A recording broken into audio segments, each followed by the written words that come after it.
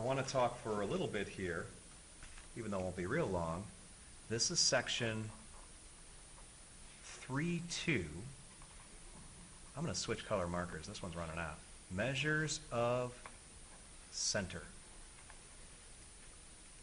Measures of center.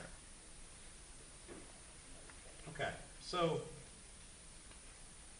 I guess you guys listed some measures of center for me that some of you were familiar with last time when we were asking questions about the McDonald's data.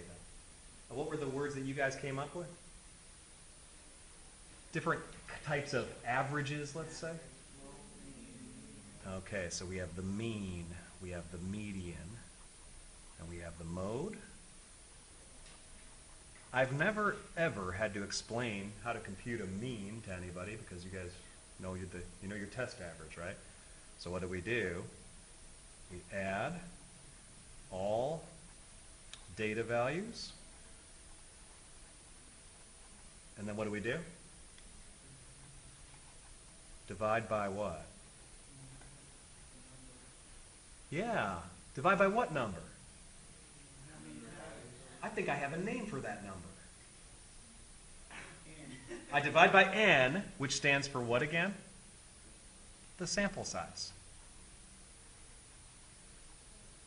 I divide by the sample size. I've never had to really explain that to anybody. You don't understand that.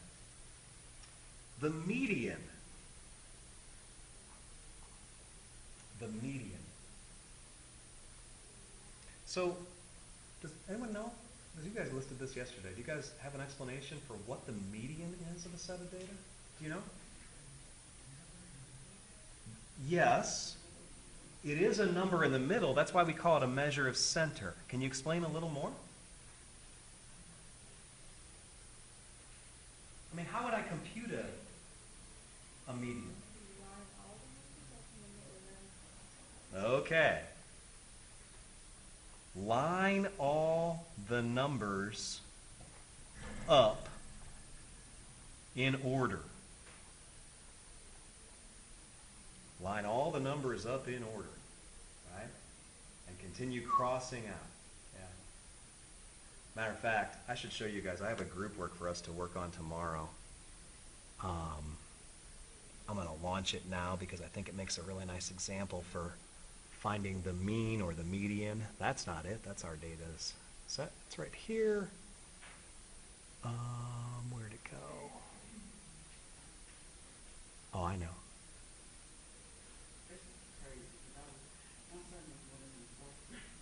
Well, they're smart to do this. Teach it early because, honestly, we've learned over the years that, honestly, statistics may be more important to our children than algebra, in all honesty. Hey, there's a data set, guys. 9, 10, 11, 12, 12, 13, 14, 15. Okay? Notice what's really nice about that data set. I lined up the data in order. I'd like to compute the median of that data. Okay? So here we go. 9, 10, 11, 12, 12, 13, 14, 15. And give me your name one more time. Laura said, now start crossing out numbers. So what do you mean by that? All right. So 9 and 15 are gone. Then? Yep. Okay. What do you do if you have two numbers left over? In other words, you compute which kind of average? The mean, right? So when you get down to two numbers, sometimes, by the way, if you have an odd number of points, what will happen is you'll just have a single number. That's the median. But in this case, well, I'm lucky. What's the median, guys? The median is 12. Okay? The median is 12. How about the mode? Somebody gave me that word yesterday, but you didn't explain what it was. I didn't ask, actually. Yeah, the mode of a data set, this is the number that appears most frequently. So what's the mode of that data set that I just presented you guys? Well, it's 12. So the mode is 12. By the way, what's the mean of that data set? How do you get it again? Add them up. So when you added those up, how do you add those up? You know how I added up? Is I'm basically counting 12s. A bunch of 12. Well, or I'm counting 24s. Here's 12 plus 12 is 24. 11 plus 13 is 24. 10 plus 14 is 24. 24 times 4 is 96. And then what do I divide by? There's 8 data points, right? So n is 8. And 96 divided by 8 is? Oh, the mean is 12. So wait a minute. You're telling me the mean, median, and mode of this data set are all 12. And it's interesting that you point out, you said this is bell curve. Is it? That's a good question. It is symmetric. To ask if it's bell curve, Laura, I guess I would ask, are the ends low enough? I don't know. I'm not going to go there with that. I can't answer that question for this small data set. But you recognize the symmetry. And you're right, when you have a symmetry like this, many times the mean, median, and mode will be the same, but not always. So why do we have different measures of center? Well, they're for different purposes. The one people are usually most familiar with is what? The mean. This is usually the first average people understand because you've been doing it for so long.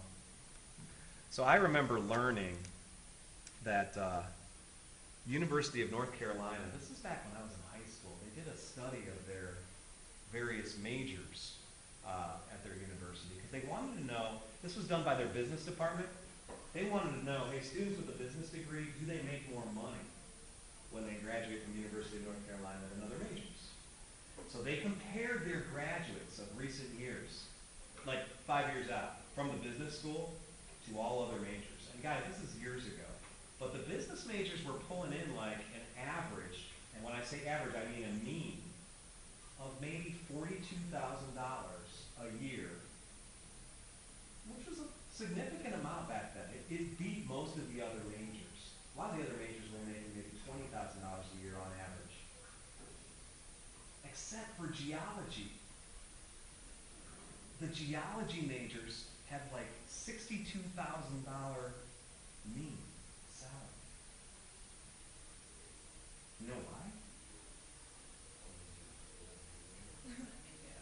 Well, it's kind of like that, but no, there's more than 2 geology majors. The geology department's really good. They said they were good after that. No, one of the geology majors, you might have heard of him, his name was Michael Jordan. He was in the NBA making some serious bank at that point, but he was a geology major.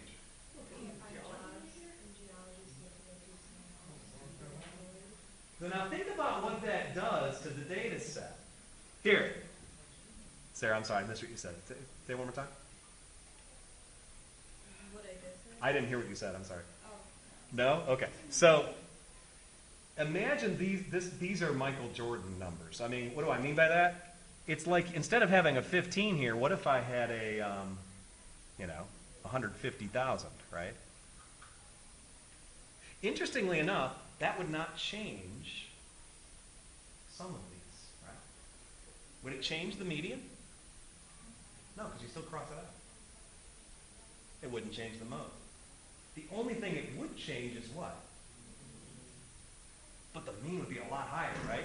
Because you have 150,000 something you're dividing by 8. Do you see what we're saying? See, the bad thing about the mean is that every data value is involved. But that's the good thing about the mean too. You just have to know when we're talking about an average, are we better off talking about the mean here or the median? And what do these things, for lack of a better term, mean, right? We really want to understand what these measures of center are. Okay? So I thought I'd show you guys one last thing, which is how you can use your calculator to compute these measures of center. Okay? I mean, we did it very quickly. And it also can be done in Excel stat. Okay? And I'm sure we'll do that too. But we haven't used the calculator much yet today. So let's take a look at that TI Smart View. Because I think this is a nice example for doing mean, median, mode, etc. Okay? Now yours looks a little bit different than mine. But if you have a calculator, or you can use the computer, either one, I'd like to, after I turn it on, I'd like to press the stat button. We'll be using this button a lot. Right here. Stat. Okay. So I can edit, I can calculate, I can test. Okay, so what we're going to do here is we're going to edit a list. I'm going to press choice 1, press enter. That didn't work. Let's try that again. Okay. Do you guys get lists like I do? Does anyone have a list that has data in it already? You press enter. Yeah, I pressed 1 and enter. Yeah. You press 1. All I pressed was 1 and it went there, actually, yeah. Or you can select it and press enter. Either way works, actually. So what we're going to do, guys, we're going to type in our data into list 1. You guys ready? So what was it? It started with 9, right? 9, 10, 11, 12. And I had two 12s, right? So 12, 13, 14, and 15. So you need to get that data into the calculator. Hey guys, typing data into this calculator can get really obnoxious if you have 50 data values, but it can do it. So you put 9 enter and 9.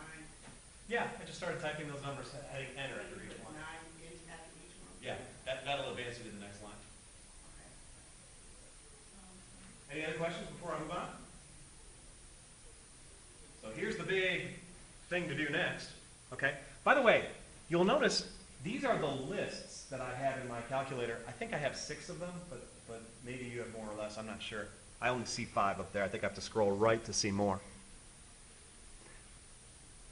So anyways, when you're done, if you want to get back to the old calculator, you want to hit the second key. Oh boy, I can't see it on mine. It's kind of weird. What happened? Let me try this.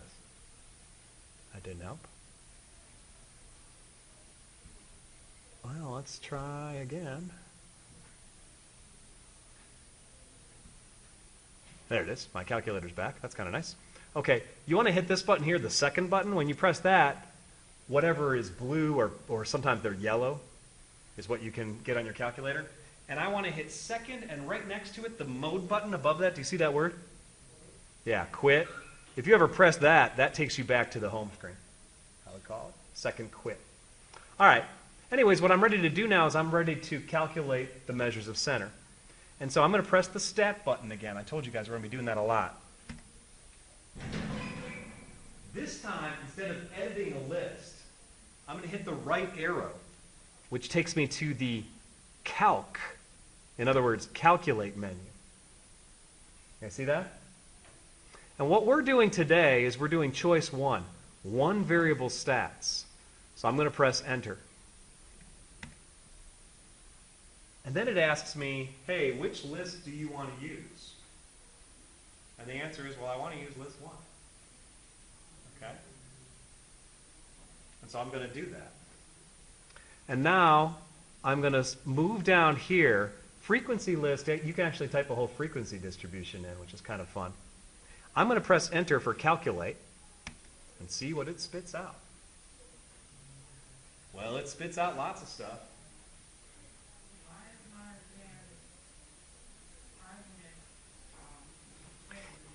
If it says argument, then there was something it didn't like. Let's see. First thing I'm going to point out is that this symbol, X bar, that's the statistical symbol for the sample mean. So it tells you X bar, the sample mean is 12.